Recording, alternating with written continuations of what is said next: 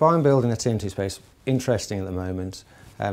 Just seeing a lot of it happen. Why is it of interest? Well, current climate, people are looking to grow, trying to grow organically, finding it difficult.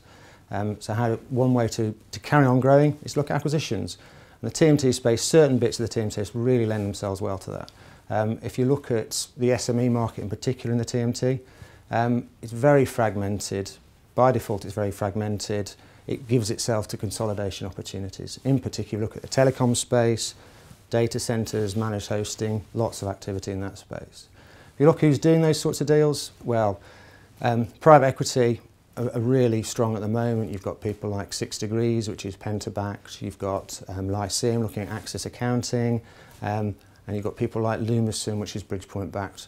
Why is the PE world interested in that? Well, firstly, there's not that many deals around them to look at. I think, secondly, they've backed the management team to do a deal in the first place.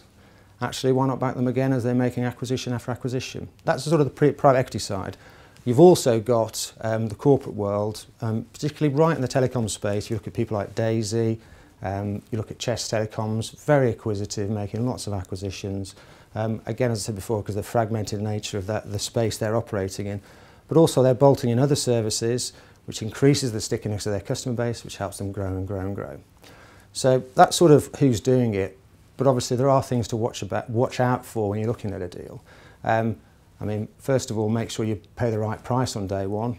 That's one thing, but actually, more importantly than that, look at getting the right structure in place. So you want to make sure you tie in the management team you're buying, bring them all together, so actually the acquisition doesn't fail.